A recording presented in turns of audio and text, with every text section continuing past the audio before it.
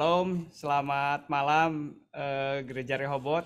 Terima kasih untuk teman-teman yang sudah bergabung di podcast pada malam hari ini. Selamat malam Pak Welem. Selamat malam Pak Tri, Ya, selamat malam semua. kita pada malam hari ini adalah mengadakan podcast yang ke-14 dan temanya tentang bekerja.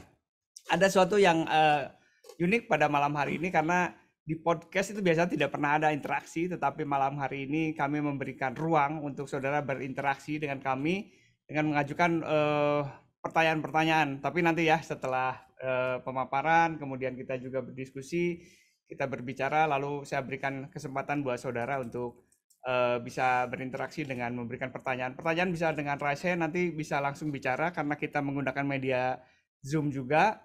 Kemudian juga bisa diketik, saudara langsung saja diketik di kolom chatnya ya, gitu. Jadi malam hari ini kita cukup spesial mengadakan podcast, tetapi ada interaksinya, gitu ya. Oh iya, saudara, setelah podcast kita pada malam hari ini, rekaman juga dapat saudara lihat di channel YouTube di Gereja Rehoboth ya, Gereja Rehoboth Jemaat Bandung. Nanti saudara bisa cari kalau saudara bisa memerlukan informasi-informasi yang kita bicarakan pada malam hari ini. Malam hari ini kita bicara tentang pekerjaan, sesuatu yang luar biasa, sesuatu yang umum kita lakukan setiap hari, tetapi kadang-kadang kita tidak digging lebih dalam, kita tidak memeriksa, tidak mengecek bagaimana firman Tuhan berbicara tentang hal itu. Dan malam hari ini kita akan mengupas. Oke, sebelum mulai mari kita akan berdoa terlebih dahulu ya. Bapa dalam surga, kami mengucap syukur untuk malam hari ini. Terima kasih kami bisa bergabung bersama dalam podcast pada malam hari ini.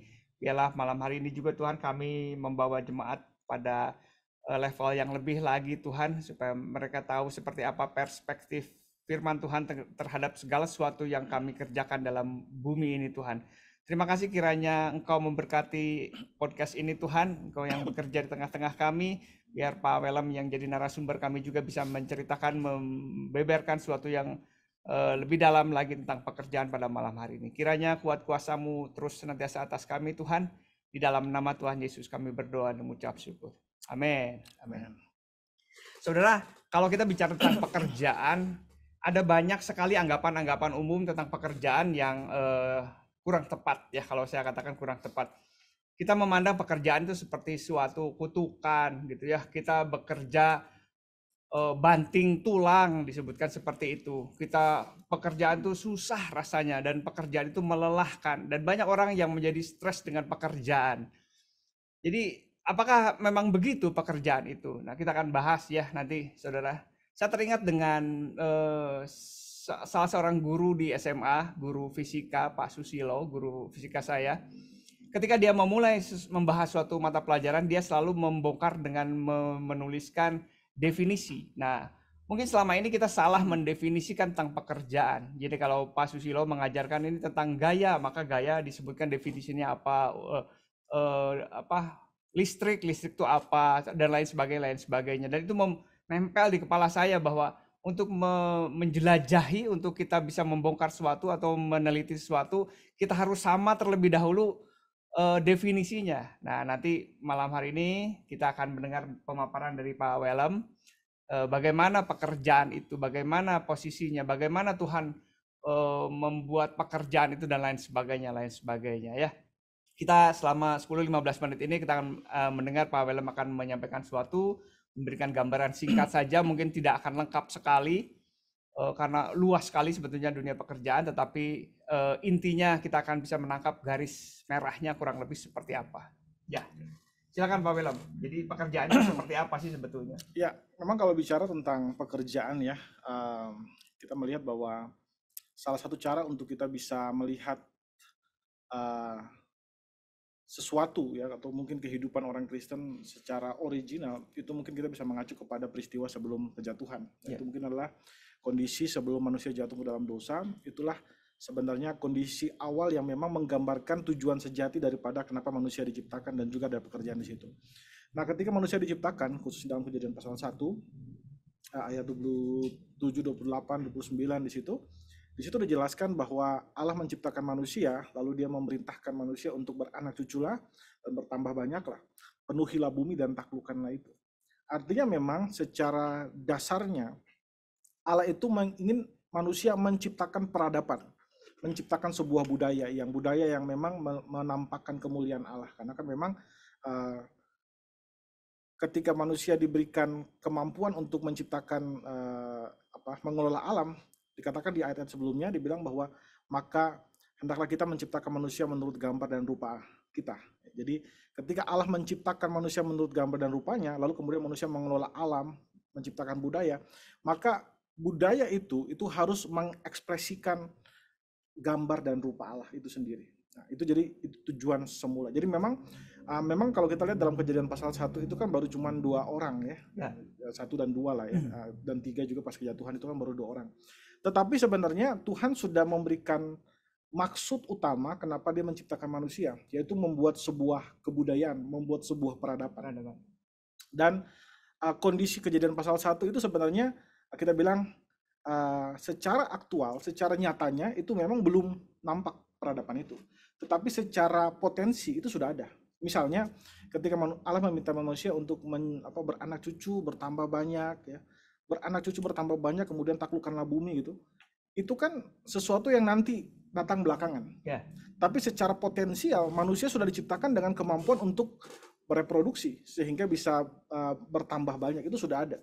Tapi memang sebelum masa itu terjadi atau kebudayaan itu dicapai, manusia sudah jatuh ke dalam dosa, sehingga dosa itu merubah semua orientasi manusia. Jadi dosa itu di dalam pandangan Kristen, dia bukan hanya bicara tentang kesalahan kita melakukan kesalahan atau melanggar peraturan-peraturan tertentu. Bukan cuma itu. Dosa itu di dalam Alkitab itu semacam kekuatan yang kemudian merusak kemanusiaan kita. Jadi ketika dosa masuk, manusia pun rusak segala hal dalam dirinya, termasuk orientasi dia tentang pekerjaan. Nah, kalau kita lihat dalam Kejadian pasal 3 ya, ayat 17 kalau nggak salah, itu di situ tuliskan bahwa ketika manusia berdosa, Tuhan kemudian menjelaskan tentang hukuman yang terjadi pada dia, bahwa ya bumi akan terkutuk, kemudian akan bersusah payah mencari makan dan sebagainya. Yeah. Dan pada saat itulah saya kira orientasi pekerjaan sudah bergeser. Yeah. Dari bagaimana mengelola alam ciptaan Allah, bagaimana mengekspresikan kasih kepada Allah melalui mengelola alam ciptaan Allah, sudah bergeser menjadi bertahan hidup.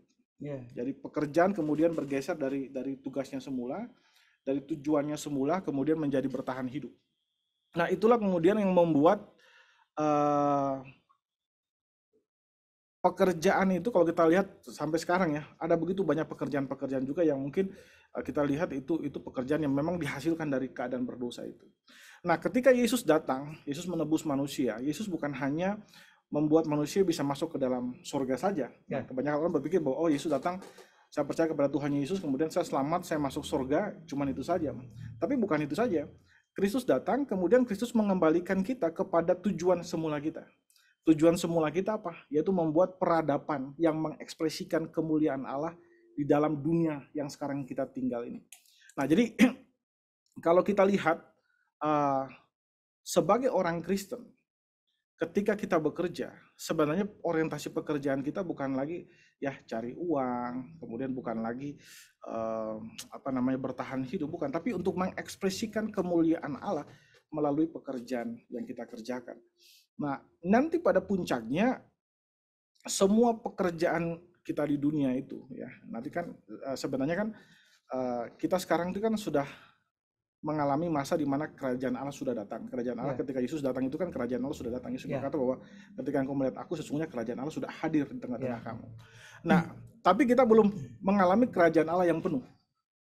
Kita belum mengalami kerajaan Allah yang penuh. Nah, sambil kita menanti kerajaan Allah yang penuh itu, kerajaan Allah itu mulai masuk ke dalam dunia yang berdosa ini dan mulai menekan dosa. Melalui apa? Melalui gereja. Jadi orang Kristen itu diutus masuk ke dalam dunia, di dalam pekerjaannya masing-masing, di dalam perusahaan, di dalam pemerintahan, untuk menekan dosa yang ada di dalam dunia. Sehingga dunia ini akan menjadi dunia memang mengekspresikan kemuliaan Allah. Jadi kekristenan punya misi global yang besar sebenarnya. Bukan hanya sekedar kita bekerja untuk makan aja, tapi ada macam misi global yang besar yang memang manusia itu diciptakan untuk itu. Nah, kekristenan, seorang Kristen melihat pekerjaan itu sebagai bentuk pencapaian budaya yang memang diinginkan Allah untuk diciptakan atau dicapai oleh manusia, sehingga semua manusia itu bisa berbahagia dari budaya yang memang mengekspresikan kemuliaan Allah itu. Kurang lebih itu sejarah singkat budaya dalam Alkitab. Iya. Saya mencatat ada 2 Pak ya, yaitu kita membangun peradaban untuk mengekspresikan kemuliaan Allah kembali, dan kita diutus untuk menekan dosa gitu. Betul, ya. Betul. Nah, mungkin kita baru pertama kali pada malam hari ini mendengar bahwa ternyata misi daripada pekerjaan itu seperti itu. Jauh sekali mungkin tidak ada dalam pikiran kita tentang hal itu. Yeah. Saya jadi teringat betapa kita menjadi sulit sekali ketika kita menentukan pekerjaan gitu Pak ya. Karena kita seringkali kan orang tua kita bilang ayo sekolah yang benar supaya nanti dapat pekerjaan yang bagus. Ayo nanti sekolah yang benar supaya nanti dapat uangnya gampang, kurang lebih seperti itu ya. Itu sebetulnya hal yang sudah menggeser dari tujuan yang pertama gitu Pak ya, tentang pekerjaan itu. Nah, mungkin sekarang kita harus belajar saya kira supaya setiap kita mulai merefleksikan kembali apa yang sedang kita kerjakan, apakah kita mengekspresikan kemuliaan Tuhan dalam pekerjaan kita, apakah kita memang diutus untuk masuk ke diutus untuk menekan dosa itu. Yang jadi pertanyaan pertama adalah pekerjaan jenis apa Pak yang mengekspresikan itu, kemudian kita menekan dosa. Kadang-kadang kita berpikir apakah jenis-jenis pekerjaan tertentu yang seperti itu. Kan kalau Bapak dan mungkin saya juga ada dipanggil untuk bekerja dalam pekerjaan rohani gitu. Nah, bagaimana dengan teman-teman semua yang bekerja di area sekuler? Ya. Memang di dalam sejarah gereja punya sejarah panjang tentang bagaimana kita melihat pekerjaan-pekerjaan biasa, termasuk pekerjaan yang mungkin tidak menghasilkan uang seperti ibu rumah tangga di rumah yang mengurus keluarga. Ada beberapa orang mungkin berpikir, dan mungkin masih sampai sekarang ada yang berpikir bahwa itu pekerjaan-pekerjaan yang memang tidak mengekspresikan kemuliaan Allah. Yeah. Pekerjaan-pekerjaan yang mengekspresikan kemuliaan Allah bagi mereka adalah pekerjaan-pekerjaan yang bersifat rohani seperti gereja dan sebagainya. Yeah. Nah, tapi itu sebenarnya cara pandang yang memang pernah dimiliki oleh gereja khususnya pada abad pertengahan ya, antara 1500-an sampai dari tahun 500 sampai tahun 1500-an. Jadi memang pada saat itu orang mulai berpikir bahwa gereja itu adalah tempat di mana orang bisa bekerja secara tanda kutip suci. Nah, setelah reformasi gereja khususnya Martin Luther, dia memperkenalkan istilah vocation. Vocation itu bicara tentang panggilan, dan itu tidak hanya berbicara tentang semua orang yang ada di dalam biara saja pada saat itu, tapi juga berbicara tentang orang-orang Kristen yang juga bekerja di ladang, bekerja mengurus rumah tangga, bekerja mengurus ternak mereka dan sebagainya.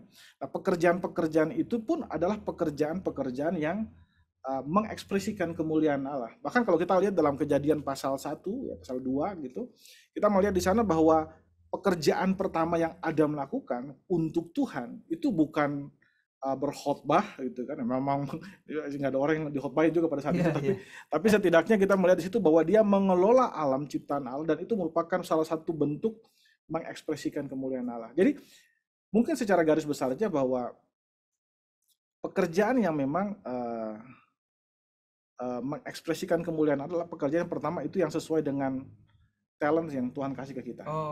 Jadi Tuhan kasih kita kemampuan, dan waktu kita bekerja, pekerjaan kita itu mengekspresikan kemuliaan Allah gitu. Misalnya kayak Patri adalah seorang arsitek, dan ketika beliau membangun gereja, Bapak membangun gereja, gedung gereja ini kan mengekspresikan kemuliaan Allah. Jadi kreativitasnya Allah itu diekspresikan oleh Bapak dalam bentuk bangunan yang bisa kita lihat dengan mata.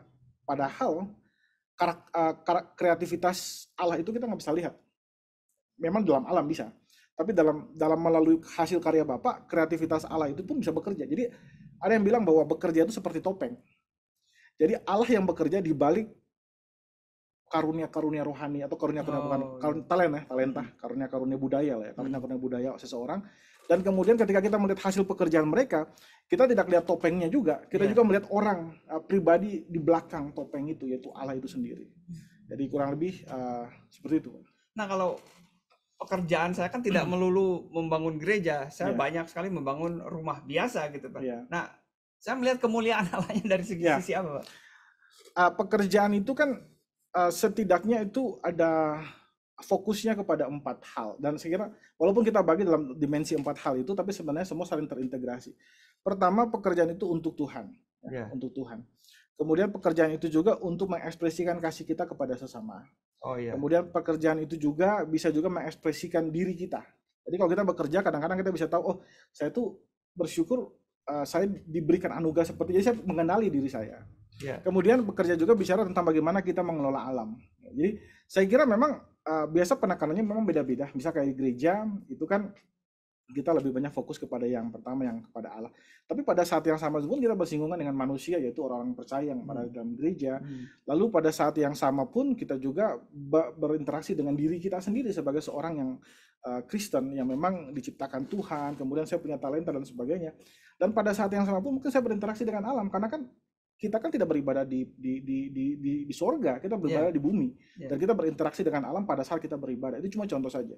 Jadi kalau misalnya ambil contoh misalnya pekerjaan Patri, gitu, apakah tidak, kalau misalnya saya tidak membangun gedung gereja, saya membangun rumah biasa begitu, apakah dia mengekspresikan kasih kepada sesama? Apakah dia mengekspresikan kasih juga kepada alam, artinya dia menata alam dan sebagainya? Kalau itu memang memenuhi syarat itu, maka itu mengekspresikan kemuliaan Allah. Nah, lalu di mana posisi bekerja yang menghasilkan uang itu, Pak? Rasanya ini kita mulai down to earth ya, Pak ya, mulai masuk ke langsung ke apa yang terjadi di lapangan gitu. Dari tujuan tadi saja kita sudah tidak menemukan bahwa bekerja bukan dalam hal untuk memperkaya diri gitu, Pak. Ini berita buruk pada malam hari ini. Betul. Gimana, Pak? Ya, saya kira bekerja itu sendiri, kalau bicara tentang masalah dengan keuangan, itu kan bicara masalah, ya memang kita hidup dalam masyarakat yang kita harus istilahnya saling terikat satu dengan yang lain, ya, mutual, ya, saling relasi kita mutual. Jadi artinya saya mengerjakan pekerjaan A dan kemudian saya dibayar, kemudian supaya saya juga bisa efektif melakukan pekerjaan itu. Nah, mungkin isu yang pertama yang mungkin dijawab, apakah pekerjaan dibayar itu salah atau tidak? Iya, betul. Alkitab sendiri melihat bahwa pekerjaan itu tidak, kalau dibayar tidak salah. Bahkan saya kira Rasul Paulus juga pernah berkata bahwa waktu dia melihat hak dia sebagai rasul, bahwa dia berhak untuk mendapat istilah upah daripada apa pekerjaan dia begitu. Jadi bahkan pekerjaan rohani pun Rasul Paulus bilang layak untuk mendapatkan upah gitu. Apalagi pekerjaan-pekerjaan memang yang memang berkaitan dengan barang atau jasa dan segala macam, itu saya pikir tetap ada interaksi itu. Tapi memang tujuan kita mendapat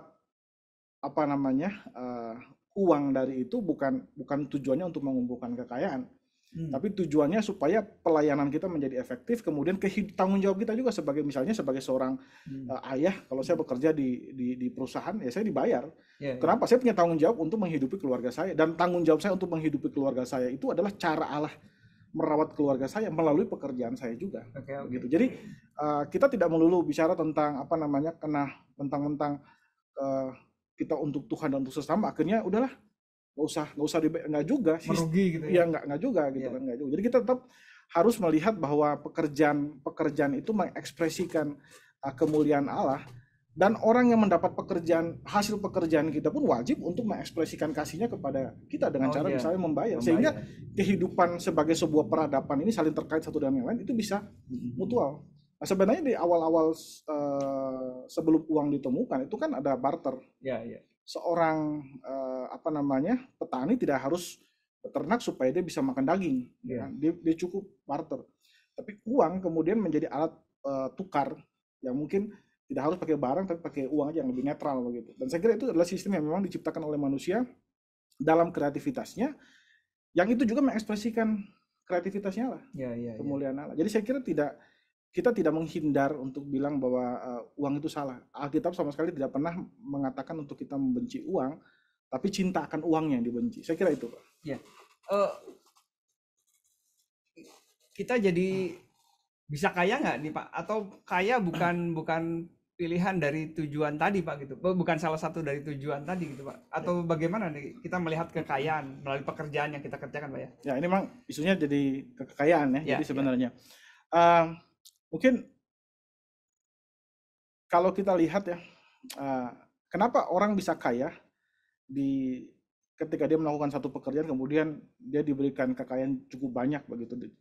Mungkin salah satu yang bisa kita lihat dari situ adalah itu bentuk ekspresi masyarakat untuk kualitas kerjanya. Saya kira kalau orang ya, kualitas kerjanya bagus, dia layak untuk mendapatkan apa namanya semacam pemberian daripada orang yang menerima hasil pekerjaannya. Itu sah-sah saja, gitu. Itu sah-sah saja. Jadi saya kira kalau kekayaan dalam aspek itu saya kira nggak jadi masalah. Jadi saya mengajarkan pekerjaan cukup bagus, cukup excellent, kemudian orang kemudian memberikan upah kepada saya karena memang mereka melihat pekerjaan saya ya dengan apa yang mereka harapkan itu bahkan lebih tinggi daripada apa yang mereka. Saya kira itu nggak jadi masalah. Tapi kalau misalnya kita berpikir bahwa dengan kekayaan ini kemudian saya akan mengumpulkan kekayaan sebanyak-banyaknya lalu supaya nanti tiba waktunya saya tidak lagi kerja pensiun lalu saya pensiun dini lalu saya mulai menikmati kekayaan saya itu untuk diri saya sendiri. Nah, itu bukan cara pandang Kristen tentang kekayaan dimaksud setelah kita terima dari pekerjaan. Jadi kita nggak kerja supaya kita kaya dan supaya kita kaya lalu kemudian kita bisa tidak bekerja lagi ya, tidak bekerja lagi. Enggak, bukan itu. Kita tidak melihatnya begitu. Karena kalau kita sampai ke titik itu maka kita masih melihat pekerjaan dalam paradigma orang-orang non-Kristen. Orang-orang non-Kristen khususnya misalnya orang Mesir kuno, orang Yunani, yaitu mereka melihat pekerjaan itu sebagai bagian yang dikerjakan oleh kaum budak, kaum yang memang lahir dalam kasta rendah. Kemudian itu adalah hukuman Tuhan kepada mereka, hukuman dewa kepada mereka. Nah, kita tidak melihat pekerjaan dengan cara demikian. Kita melihat pekerjaan sebagai ekspresi daripada kasih Tuhan kepada sesama melalui diri kita. Jadi semakin kita tidak menggunakan karunia-karunia kita, talenta-talenta kita, maka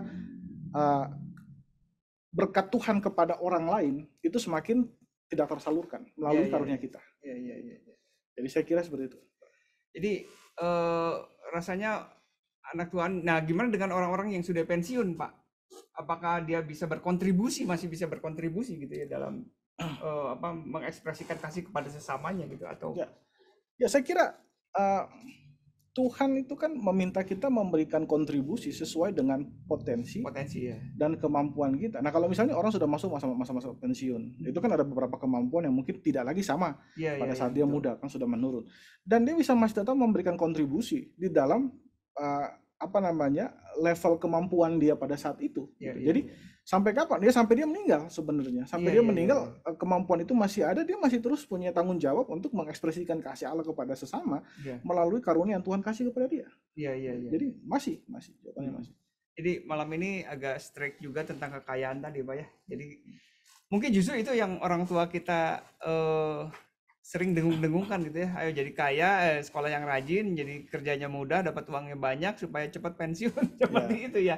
Tetapi itu di dalam kalimat itu tidak ditemukan sekali tentang tadi pengutusan, tentang dan lain sebagainya gitu ya.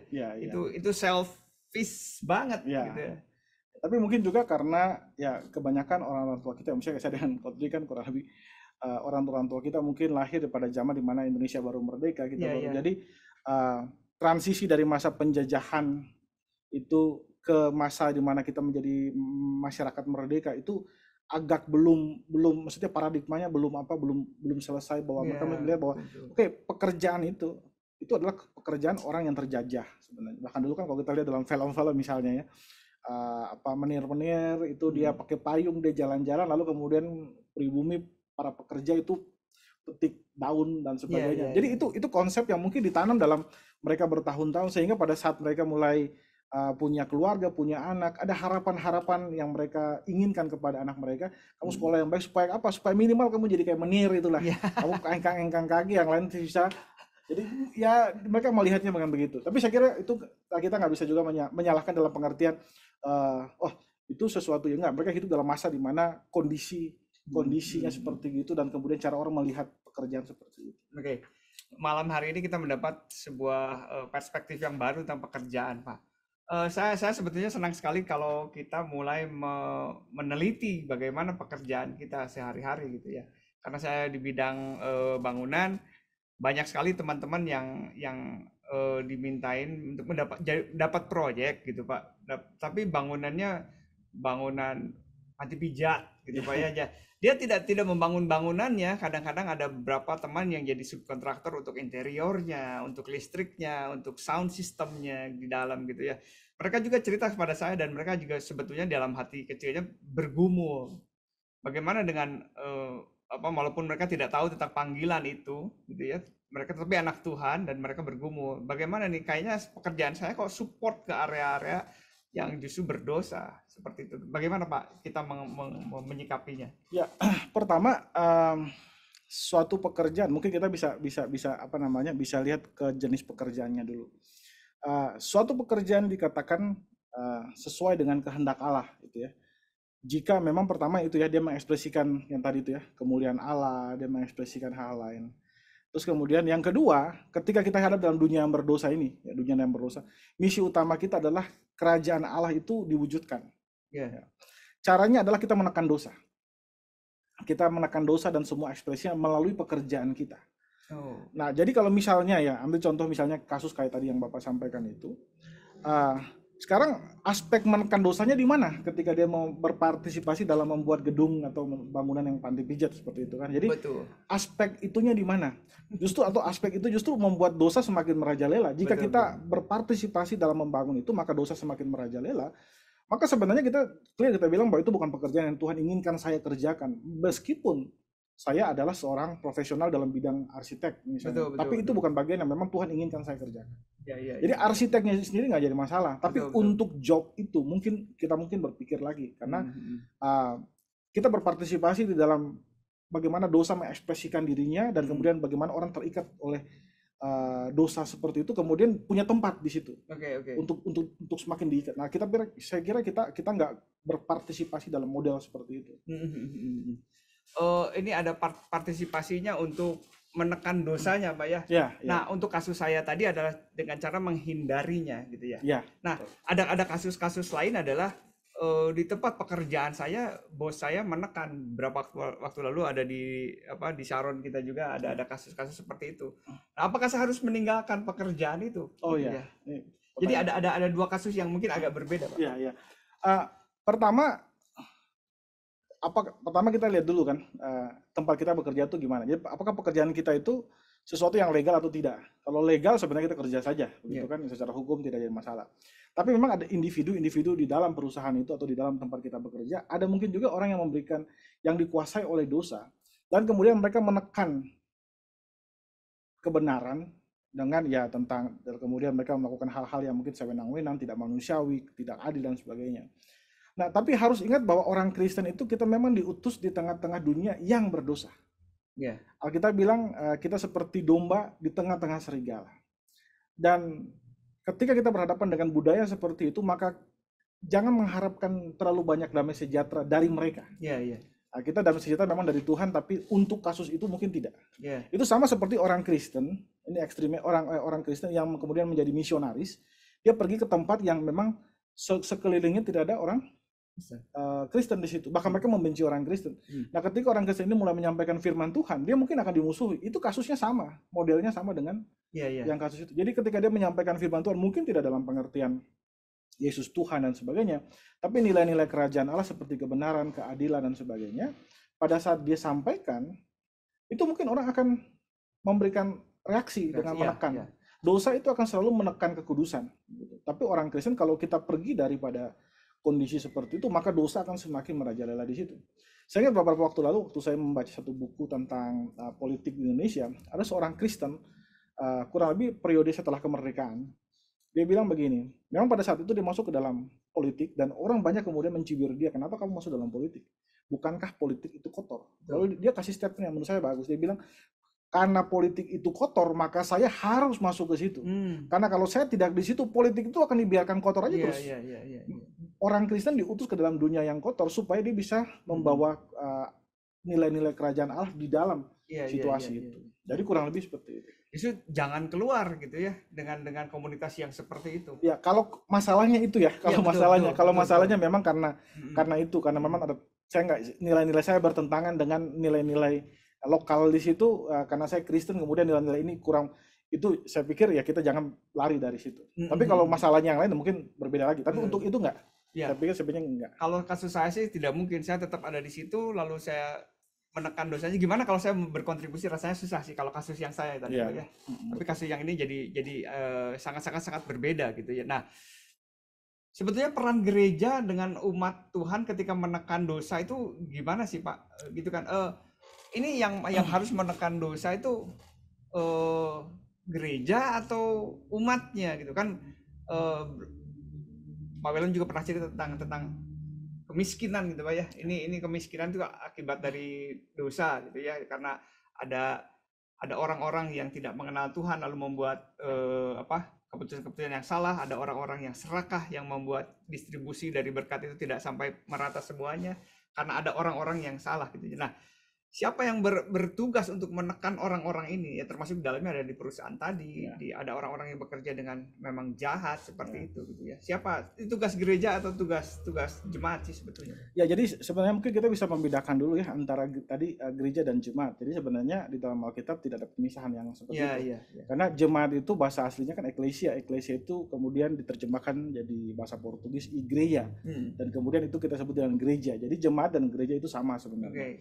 Mungkin yang Pak Tri maksud adalah gereja sebagai organisasi. Betul. Dan gereja sebagai individu. Nah, kalau misalnya bicara tentang gereja sebagai organisasi untuk menahan dosa itu, maka yang dimaksud tentu adalah gereja sebagai individu. Jadi gereja sebagai individu itu dia dikirim masuk ke dalam politik, dalam ekonomi, di dalam dimensi-dimensi hidup kemasyarakatan itu, dia masuk ke sana untuk dia membawa natur kerajaan sorga di situ. Lalu gereja, organisasi gereja itu tujuannya apa? Tujuan utama dari organisasi gereja adalah pertama dia mengingatkan kembali gereja Tuhan, umat Tuhan tentang siapa dirinya. Makanya setiap minggu kalau kita datang kan kita disambut. Itu di dalam secara filosofi dan teologis kita disambut dari dunia. Makanya Asia tuh waktu dia menyambut orang dari dunia. Dan pada akhir daripada ibadah kita diutus. Pak Gembala kasih 2 pengutusan dan jemaat Tuhan itu diutus kemana? Ke dalam dunia. Kita tuh menginvasi dunia. Jadi kalau bicara tentang bagaimana gereja mempengaruhi dunia, yang mempengaruhi itu individu-individunya. Lalu gereja secara organisasi itu tugas utamanya adalah dia menggali kebenaran firman Tuhan, kemudian dia mengajarkan itu kepada umat Tuhan, lalu kemudian umat Tuhan dewasa. Karena umat Tuhan tidak mungkin bisa bertahan dalam dunia yang jahat itu tanpa support spiritual daripada gereja. Jadi gereja tugasnya itu utama. Nah, apakah gereja tidak boleh berpartisipasi dalam kemiskinan, memberantas kemiskinan? Nah, mungkin kita mesti melihat dulu dari perspektif apa itu kemiskinan. Kemiskinan itu bukan suatu situasi atau kondisi yang terjadi begitu saja. Itu adalah situasi dan kondisi yang terjadi akibat dosa. Pertama dosa apa? Pertama dosa kerakusan yang tadi. Ada orang-orang rakus yang kemudian mengambil, memonopoli harta, kemudian mereka tidak berpartisipasi untuk membagikan harta mereka. Sehingga kondisi kekurangan harta itulah yang kemudian menjadi kemiskinan itu. Nah, untuk masalah itu, maka siapa yang mengurus mereka? Orang-orang yang itu, ya tentu aja nanti mungkin negara berpikir tentang pembatasan kepemilikan, pajak dan sebagainya. Itu kan sebenarnya upayanya supaya pemerataan sebenarnya. Jadi orang-orang Kristen bergerak di situ. Siapa? Ya pasti bukan gereja. Gereja nggak punya kemampuan masuk ke dalam pemerintahan untuk mengurus kebijakan-kebijakan publik. Yang masuk ke sana tentu adalah itu. Tapi bukan berarti gereja harus bersikap tidak mau tahu dengan orang yang orang yang miskin, ya, kelaparan. Di dalam Kisah Para Rasul kita lihat beberapa diaken dipilih untuk mengurus janda-janda yang memang tidak punya penghasilan, dan itu tugas gereja untuk kemudian mengurus mereka. Tapi ada kasus juga misalnya ketika ada orang yang tidak mau kerja, kemudian dia miskin. Nah, Paulus bilang untuk orang seperti itu jangan kasih dia makan, karena masalah dia itu bukan dosa yang tadi orang rakus itu, dianya sendiri yang berdosa. Dan gereja tidak akan mensupport orang-orang seperti itu. Paulus bilang bahwa enggak, orang yang tidak kerja jangan kasih dia makan. Jadi kita mesti melihat kemiskinan, apakah ini memang akibat dianya sendiri atau akibat dari memang masalah yang lebih besar, masalah yang lebih global begitu. Jadi fokus utama gereja, tugas gereja adalah merawat umat Tuhan supaya mereka tangguh bertarung dalam dunia yang apa namanya, yang kejam itu. Ya, karena saya juga seringkali melihat di media sosial dan lain sebagainya, orang mempertanyakan gereja, ini gimana nih gereja, kenapa gereja diam saja gitu ya. Sekarang kalau harus lihat per kasusnya apa dulu gitu ya. Malah justru kebanyakan orang yang bicara itu yang sebetulnya harusnya turun gitu ya. Ya kalau betul. Jadi justru orang-orang yang gereja lakukan apa, misalnya bertanya, ya siapa yang tanya, anggota jemaat misalnya, ya Anda adalah gereja juga gitu kan satu. Tapi mungkin juga kritik itu juga disampaikan karena ada fenomena di mana ada gereja yang sangat megah dan kemudian di sampingnya itu ada orang miskin. Dan mereka tidak peduli. Dan itu cukup mengerikan begitu. Saya kira terjadi bukan cuma di negara-negara, kalau ekstrim itu di Afrika benua Afrika itu banyak gereja-gereja yang megah, apa namanya, si pastornya yang kemudian bergaya seperti Crazy Rich, tapi di dalam jemaatnya dia itu banyak yang kemudian miskin. Saya kira itu kritik yang pedas yang mungkin gereja juga harus melihat itu, bahwa ini nggak benar. Iya. Saudara boleh mulai memberikan pertanyaan kalau ada pertanyaan-pertanyaan yang memang dirasa perlu berkenaan dengan pekerjaan saudara ya. Saya kira saya dengan Pak Willem menemukan banyak sekali hal-hal yang baru pada malam hari ini tentang pengutusan kita, tentang apa tujuan dari pekerjaan, terus jenis pekerjaan. Rasanya dari pertemuan ini tidak ada lagi jenis pekerjaan yang tidak prestis di hadapan Tuhan, bukan Pak ya?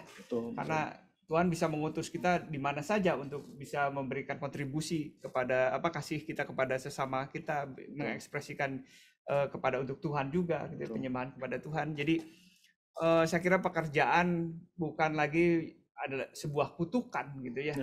Nah, mungkin kalau kita ngoyo dalam pekerjaan, Bapak bisa koreksi saya ya Pak ya. Kalau kita ngoyo dengan pekerjaan, ngoyo dengan untuk apa gitu ya? Untuk apa kita ngoyo? Dalam rangka apa kita ngoyo? Dalam rangka apa kita habis-habisan untuk bekerja gitu ya? Apakah memang tujuannya ada tujuan untuk yang tadi seperti yang tadi dikatakan adalah panggilan Tuhan dan lain sebagainya, atau untuk memperkaya diri sendiri gitu kan ya? Saya kira menjadi melelahkan kita bekerja jika tujuannya untuk diri sendiri gitu. Rasanya tidak ada ujungnya, tidak ada habisnya gitu ya. Tetapi ada nilai yang lebih ketika kita bekerja untuk memberikan kontribusi dan ikut serta dalam mengelola dan memelihara bumi seperti itu ya. Ada, silakan apabila ada pertanyaan bisa raise hand atau bisa mengetikkan. Ini podcast kita cukup istimewa pada hari ini karena kita bisa mendengar pertanyaan-pertanyaan langsung. Biasanya podcast hanya satu arah saja. Silakan saudara apabila ada pertanyaan.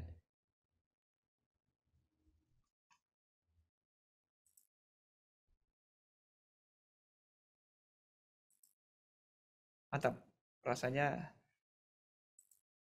penjelasan Pak Willem sudah cukup jelas.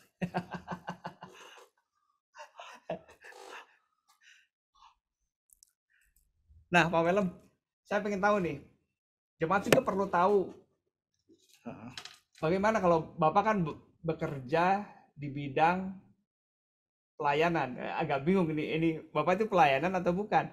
Karena sekuler dan tidak sekuler sekarang kan jadi sama saja gitu ya. Dua-duanya adalah panggilan. Tapi bagaimana Bapak memandangnya dan bagaimana kita harus memandang orang-orang yang bekerja di area rohani seperti Bapak itu, Pak? Ya, jadi memang kan misalnya di kantor kita kan kita sedikit membedakan antara pekerjaan dan pelayanan begitu ya. Sebenarnya tujuannya bukan untuk secara substansi itu dipisahkan gitu, bukan, tapi supaya melihat area mana yang harus menjadi skala prioritas. Jadi kalau misalnya kami di gereja kita punya 8 jam satu hari, kemudian 5 hari dalam satu minggu untuk bekerja, dan itu hari efektif kita. Nah, di dalam jam-jam efektif itu kita semestinya, kalau orang yang bukan rohaniawan atau mungkin bukan hamba Tuhan, bukan full timer, dia bisa menggunakan waktu itu untuk mencari bekerja lah ya, mencari uang, mungkin bekerja. Ya. Tapi kita menggunakan 40 jam itu untuk mengerjakan pekerjaan-pekerjaan yang memang sudah ditulis dalam job desk kami begitu. Jadi kami mengerjakan, misalnya saya divisi pengajaran, saya mengerjakan pekerjaan-pekerjaan dalam 40 jam itu dalam aspek itu. Tapi bukan berarti bahwa saya melihat itu bukan pelayanan, itu pun tetap pelayanan bagi saya, itu pun tetap pelayanan, gitu kan. Cuma ada pembagian gitu. Nah, cuma memang ada hal-hal yang mungkin di luar jam itu, kayak misalnya tugas-tugas pelayanan di luar tugas-tugas pelayanan yang memang berkaitan dengan pelayanan gereja, tapi memang tidak masuk di dalam job desk itu. Nah, sebenarnya bukan berarti kita tidak boleh melayani, bukan. Tapi kalau bertabrakan dengan schedule utama atau mungkin tugas utama, maka kita harus bilang bahwa yang bagian dari 40 jam ini itu harus digunakan untuk mengerjakan pekerjaannya divisi pengajaran. Jadi sebenarnya ini lebih kepada manajemen skala prioritas daripada memisahkan jenis pekerjaannya atau pelayanan. Jadi itu lebih ke arah situ. Jadi bukan. Memang kadang-kadang kita bilang ini pelayanan, ini pekerjaan. Lebih kepada pemisahan itu. Nah, kita sebagai orang yang awam, yang tidak bukan awam, orang yang tidak bekerja di gereja gitu Pak ya. Apakah konsep seperti itu bisa dipakai juga di dalam pekerjaan kita? Ini masalah pembagian waktu, prioritas dan lain sebagainya gitu. Oh iya, saya kira memang dalam skala prioritas tentu pada saat kita wajib bekerja pada jam-jam ditentukan oleh bos kita atau perusahaan kita, ya memang kita harus agak fokus. Tapi untuk hal-hal tertentu misalnya kita sudah komitmen hari Minggu misalnya pelayanan di gereja, kemudian kita harus melayani di situ, dan mungkin pada saat itu ada tabrakan. Ya mungkin kita mesti deal-dealan dengan bos kita untuk bilang bahwa bagi saya ini bukan sekedar saya volunteer kasih karunia saya. Ini sesuatu yang bagi saya adalah sesuatu yang penting karena ini pun ini pun penting utama di sini. Jadi dalam skala prioritas mungkin kita bisa memisahkan itu bisa juga. Malah saya waktu dulu zaman bekerja banyak minta izinnya untuk pelayanan. Saya agak menyesal sekarang. Iya. Karena justru saya tidak memprioritaskan apa yang sebetulnya kewajiban. Karena memang kita secara teologis saya istilahnya teologis itu kita tidak melihat pekerjaan di sana. Kan Bapak pada saat Bapak kerja di sana, Bapak sedang mencoba meng-create peradaban yang memang sesuai dengan, dan itu adalah misi Bapak di situ. Ketika saya bekerja di gereja, tugas saya adalah membaca resources tentang iman Kristen, kemudian menggali Alkitab, kemudian menyusun pengajaran-pengajaran. Itu tugas saya di bagian ini. Jadi ketika kita sedang mengerjakan pekerjaan kita yang itu, kita pun tidak melihat bahwa itu adalah pekerjaan yang non rohani. Itu pekerjaan yang sangat rohani. Jadi betul, mungkin Bapak harus menyesal sekarang. Pak, ini buat teman-teman yang sedang mencari pekerjaan, yang baru lulus dan sedang mencari atau baru mulai berbisnis dan lain sebagainya. Dulu sekali gitu kita seringkali bingung dengan jenis pekerjaan apa yang Tuhan kehendaki dalam kehidupan saya. Jadi berdoa, kita berpuasa, lalu kita juga sambil akhirnya tetap tidak tahu juga apakah ini adalah pekerjaan yang Allah inginkan atau bukan gitu. Ada yang masuk? Sebentar, matiin tuh. Ada di bawah ini. Matiin. Nah, harusnya dari pembicaraan kita malam hari ini kita bisa tahu bagaimana cara kita memperoleh atau kita mendapati pekerjaan yang sesuai dengan Tuhan inginkan gitu Pak ya. Kan kalau kita kan berpikir bahwa sebentar. Ya. Oke. Terima kasih. Oke. Sorry, maaf, ada yang masuk ya. Alarm, Pak. Rasanya dulu agak seperti mistis gitu mencari pekerjaan gitu, karena kita tidak mau salah juga. Jangan-jangan saya salah ini. Allah tidak menghendaki saya bekerja di bidang ini gitu ya. Tapi malam hari ini rasanya sebuah perspektif yang baru lagi tentang bagaimana saya mencari pekerjaan gitu ya. Bapak lebih tajamkan lagi gimana Pak? Nah sebenarnya memang pekerjaan kita itu kan diberikan Tuhan kepada kita, bilang calling panggilan begitu ya. Kita masing-masing dipanggil sesuai dengan karunia kita. Kita sesuai dengan karunia kita, dengan passion kita, kemudian di pekerjaan yang memang Tuhan ingin kita kerjakan di situ. Jadi pertama mesti melihat apakah betul-betul pekerjaan itu mengekspresikan calling saya, passion saya dan sebagainya. Nah memang nanti akan kita temukan di dalam dunia kerja misalnya ada begitu banyak orang yang bekerja tidak sesuai dengan panggilan mereka. Nah, ada orang yang semestinya berkualitas tidak mengerjakan pekerjaan itu, orang yang tidak berkualitas kemudian ditaruh. Tapi itu adalah kondisi di mana dunia berdosa seperti itu. Jadi orang akan bekerja tidak sesuai dengan calling, tapi ya asas kemanfaatan. Ya, jadi saya dapat apa dari situ, saya kemudian bahkan orang sekarang memilih jurusan kuliah ini paling menguntungkan nantinya gitu. Paling Jadi cepat saya kira dapat uangnya gitu. paling cepat dapat uangnya. Saya kira memang kita harus mengevaluasi lagi apakah kita orang yang tepat untuk itu, apakah Tuhan memberikan kepada kita karunia-karunia yang memang bisa membantu kita bekerja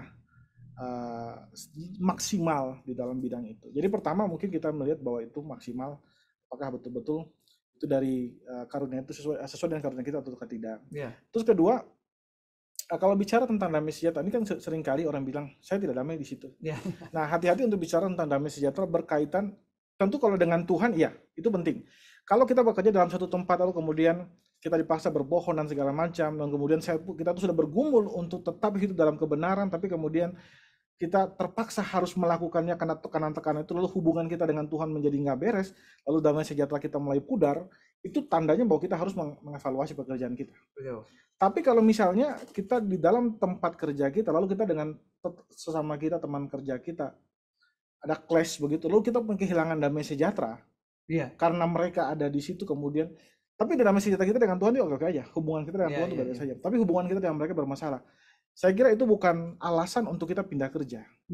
Jadi tidak boleh menjadi alasan untuk kita pindah kerja. Jadi sekali lagi, bicara tentang memilih pekerjaan, yang pertama itu sesuai dengan karunia. Terus kemudian terus juga ya jangan sampai kemudian kita orientasinya kepada uang.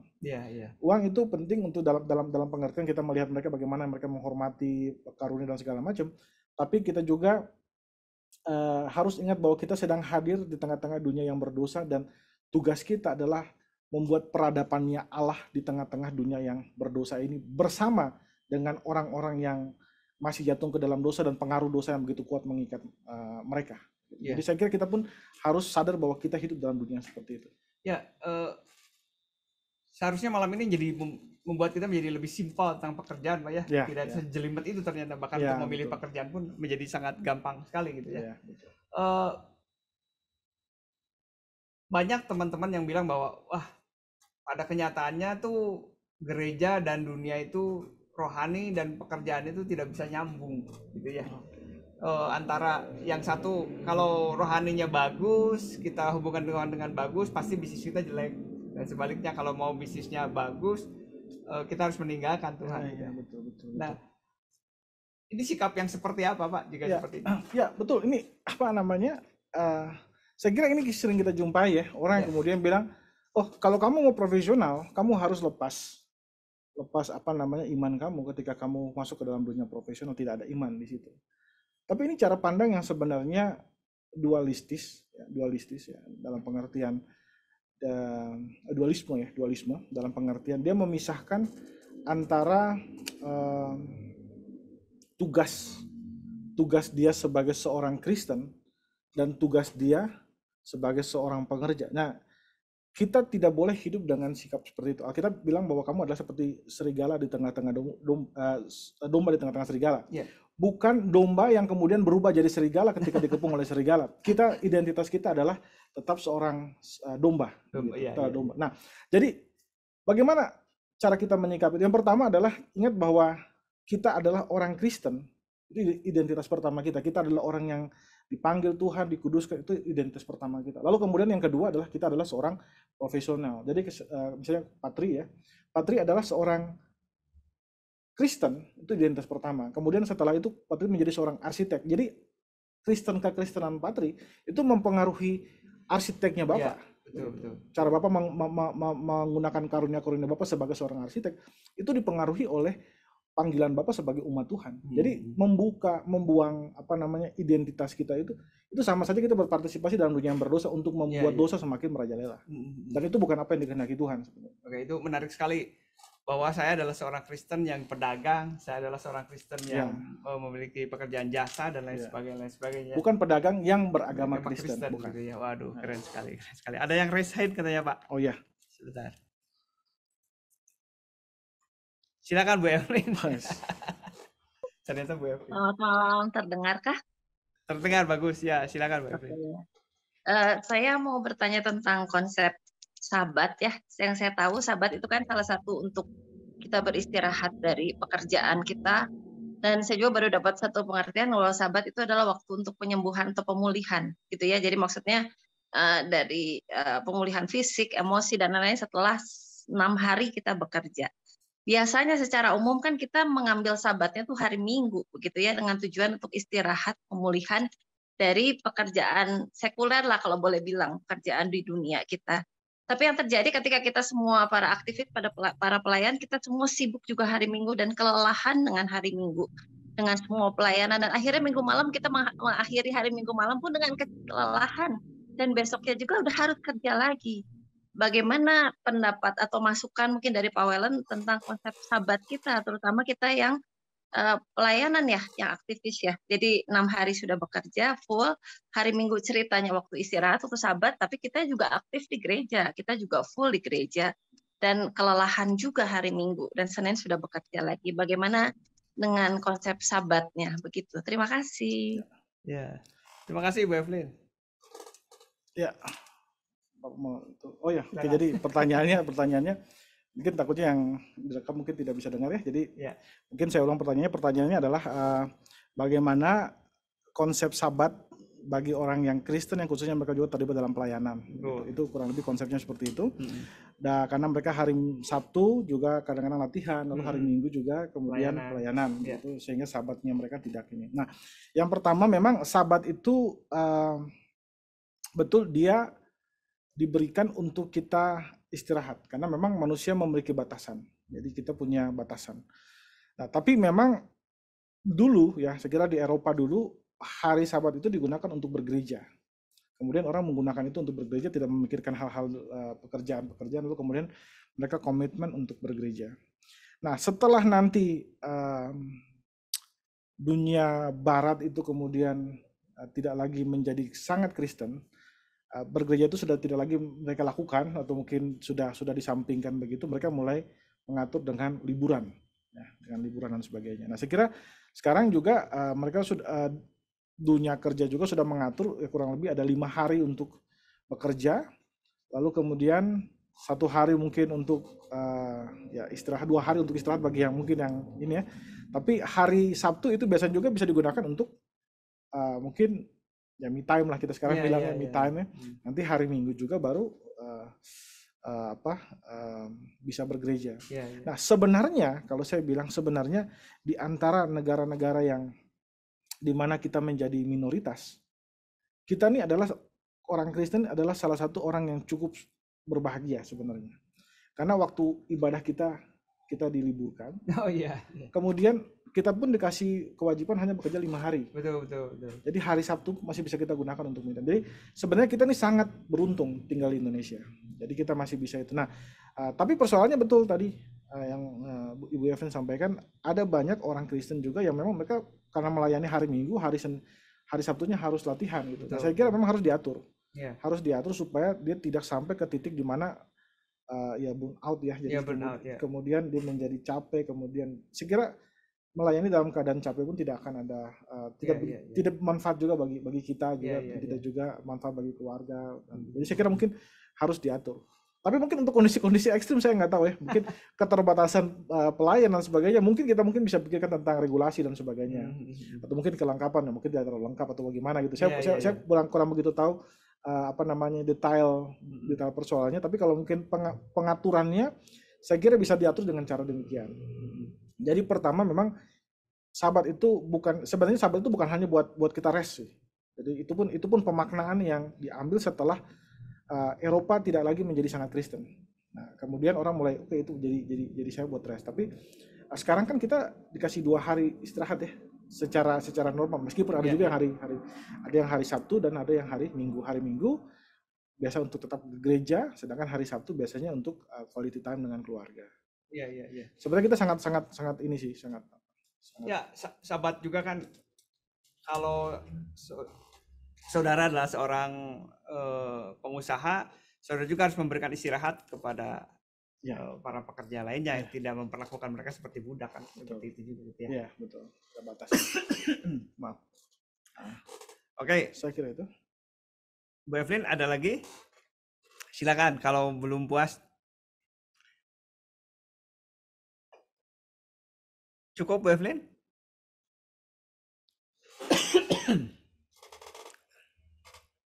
Oh ya, ada pertanyaan ini di dalam. Bagaimana dengan profesi sebagai atlet e-sport? Ada misikah di dalamnya atlet e-sport? Wah, itu memang pertanyaan yang sulit ya. E-sport ya. Apakah ada misi di dalamnya? Saya memang belum mengkaji sedalam-dalam itu ya. Jadi sebenarnya esensi e-sport ya apa, kemudian apa yang dikerjakan di situ gitu kan. Tapi memang ada juga orang yang mengelompokkan atlet. Ini saya cerita ya, terus terang aja. Ada juga orang teolog Kristen yang kemudian mengelompokkan atlet ke dalam pekerjaan yang tidak berguna. Oh. Karena bagi mereka untuk kepentingan apa gitu, Iya, untuk iya, kepentingan iya. apa. Saya sih mungkin melihatnya semacam dia bagian dalam kepentingan entertaining. Jadi Iya. penghiburan gitu.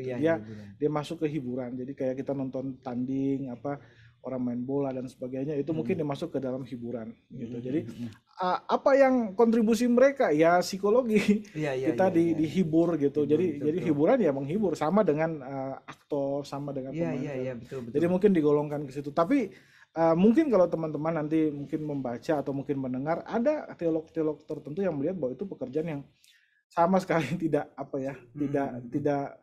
tidak penting dalam dunia yang nanti Tuhan ciptakan itu tidak penting gitu. Jadi, Iya. itu ada kontroversi. Tapi kalau saya mungkin melihatnya, terus terang saya belum bisa menjawab secara tuntas. Itu harus diselidiki dulu terus prinsip-prinsipnya apa. Tapi saya mungkin sejauh yang saya lihat dia bersifat entertain, bersifat hiburan, pertunjukan gitu. Tapi kalau saya mau berunjuk sara, silakan Pak. Berkontribusi, mungkin karena memang ada telah terbentuk sebuah komunitas di sana dan orang Kristen memang harus masuk juga di seluruh komunitas mungkin ya. Kalau di dalam dunia olahraga dan tidak ada anak Tuhan yang mewarnai, ya kita juga kecolongan juga gitu ya, artinya bahwa di sana tidak ada yang mungkin walaupun mereka olahragawan tetapi mereka punya moralitas yang tidak baik dan lain sebagainya bisa jadi seperti itu ya Pak ya. Iya, bisa jadi kalau dalam aspek misi ya, aspek misi orang Kristen masuk ke sana, saya kira iya juga seperti itu. Cuma mungkin pertanyaannya dalam aspek apa manfaat dia, pengelolaan alam seperti apa yang mungkin ingin disampaikan. Oh, ada lagi. Silakan. Bu Evelyn ya? Enggak, saya tadi mau jawab tapi di unmute sama hostnya jadi nggak bisa jawab. Kenapa? Jawab dulu Bu Evelyn, silakan. Setuju sih sebetulnya, setuju yang tadi. Jadi ya sebetulnya kebetulan kalau misalnya memang yang kantor kan bisa 5 hari ya, tapi mungkin ada kan yang memang harus bekerja tetap 6 hari.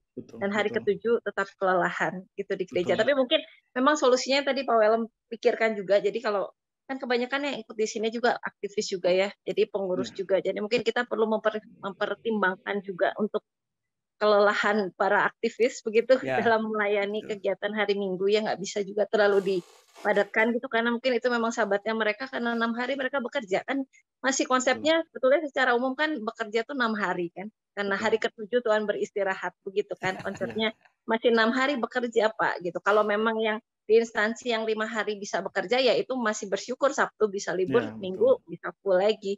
Tapi kan kebanyakan masih 6 hari bekerja dan 1 hari libur dan itu pun kelelahan. Ya tapi memang solusinya seperti begitu ya. Jadi mungkin dua belah pihak juga mungkin ya. Jadi kita dari gerejanya juga sebagai gereja juga ya memperhatikan juga mungkin yang tadi regulasi dan lain-lain supaya tidak lelah. Itu saja sih tadi mau jawab. Terima kasih jawabannya tapi saya keburu di unmute. Terima kasih. Terima kasih. Di mute. Terima kasih. Ada lagi teman-teman? Ini sebuah kesempatan yang baik sekali. Kita bisa meneliti pekerjaan-pekerjaan yang mungkin sedang saudara kerjakan pada saat ini. Ya kami terus menunggu ya apabila ada. Waktu kita memang hampir habis. Ada closing statement mungkin Pak? Atau pesan yang sebenarnya jika kita melihat pekerjaan kita harusnya berpikir seperti ini. Itu ada yang seperti itu nggak Pak? Ya, jadi pertama mungkin bagi teman-teman yang galau dengan pekerjaannya gitu ya. Mungkin ada, wah saya harus pindah atau enggak. Pertama, pekerjaan yang tepat adalah pekerjaan yang mengekspresikan kemuliaan Allah di Ya. dalam melalui melalui karunia-karunia yang kita punya gitu ya. Nah, yang jadi selama pekerjaan itu mengekspresikan kemuliaan Allah, itu pekerjaan yang sesuai dengan kehendak Tuhan. Iya, iya. Kemudian jangan keluar pada saat kita merasa tidak damai sejahtera dengan kondisi yang tidak berdosa itu, kondisi berdosanya dunia itu ya. Dunia yang mungkin tidak adil, dunia itu adalah kondisi di mana kita ditutus, dan itu adalah ladang misi kita. Jadi kita mesti berusaha hadir di sana dan tidak menjadi sama seperti mereka. Ini bukan berarti kita harus menghakimi mereka ya. Iya, betul. Ini bukan berarti kita harus menghakimi mereka. Ini berarti bahwa kita harus memainkan peran sebagai seorang Kristen yang baik ya. Jadi kita tidak harus menuduh-nuduh mereka, tapi ya kita memang harus memainkan peran kita sebagai seorang Kristen yang baik. Kemudian jangan juga melihat pekerjaan itu dalam dibagi-bagi itu. Iya. Strata gitu. Ya, strata gitu. Ya, otak itu lebih bagus daripada yang otot enggak. Saya kira kita harus memperlakukan semuanya itu sama di mata Tuhan. Masing-masing punya karunia rohani, karunia talenta, dan dia harus menjadi bagian dalam peradaban manusia yang kita bangun itu. Terus yang lain mungkin yang tadi sedikit disinggung adalah kita pun walaupun kita bekerja di dalam dunia, itu adalah pekerjaan milik Tuhan, kita pun pelayanan. Tapi jangan lupa kita pun harus tetap bergereja. Bukan berarti karena kita bekerja di dunia, kan sekarang saya lagi beribadah nih, pekerjaan saya lagi ibadah, jadi saya nggak usah ke gereja. Bukan itu maksudnya.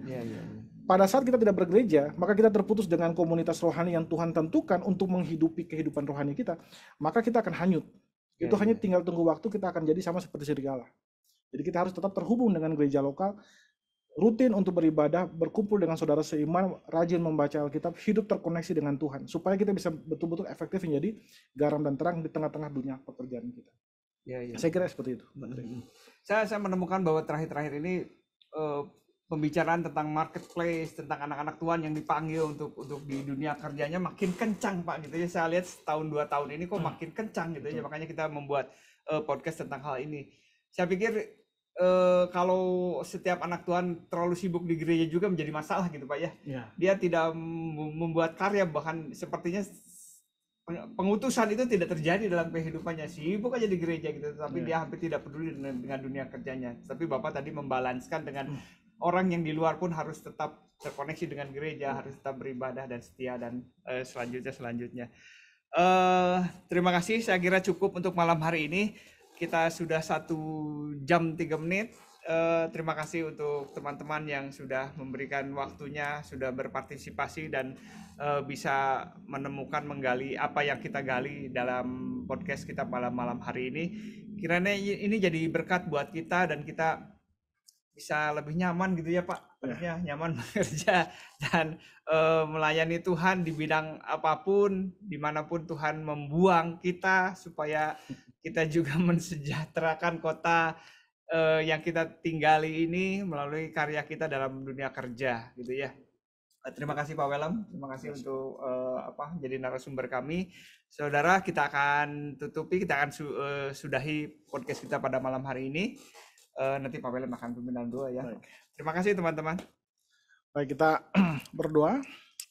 Ya Tuhan Allah Bapa kami berterima kasih buat kesempatan yang indah di mana kami bisa berbicara, ngobrol santai tentang pekerjaan dan panggilan yang Kau telah berikan kepada kami Tuhan Yesus. Kami berdoa supaya semua yang kami bicarakan ini bisa menjadi berkat, ini bisa menjadi jawaban bagi teman-teman yang mungkin dalam pergumulan, khususnya tentang pekerjaan mereka yang sedang mereka gumul di saat ini Tuhan Yesus. Tuhan, kami terus berdoa supaya Engkau memberikan kepada kami kemampuan untuk bisa menjadi pekerja-pekerja-Mu di tengah ladang di mana Engkau berikan kepada kami. Ajar kami untuk hidup sesuai dengan firman-Mu supaya kami tetap menjadi garam dan terang di tengah-tengah dunia tempat kami tinggal. Terima kasih Bapa, kami serahkan kehidupan kami, dan juga berterima kasih memberkati semua teman-teman yang sudah terlibat di dalam podcast ini, baik Pak Tri, kemudian baik Pak Steven, Pak Leo, dan Pak Gatot. Kami berdoa supaya Engkau juga memberkati mereka semua, sehingga semua yang mereka kerjakan itu hanya untuk kemuliaan nama-Mu saja Tuhan Yesus, dan banyak orang mendapat berkat daripada pekerjaan yang kami kerjakan Tuhan. Dalam nama Tuhan Yesus kami berdoa kepada Allah Bapa dalam kerajaan surga. Haleluya. Amin. Amin, amin. Terima kasih Pak Welet. Terima kasih Pak. Tuhan berkati. Saudara bisa melihat juga podcast kita di YouTube, jadi saudara bisa menghampiri channel YouTube Gereja Rehoboth. Ya, oke. Selamat malam, saudara. Tuhan Yesus memberkati. Terima Selamat kasih. Selamat malam.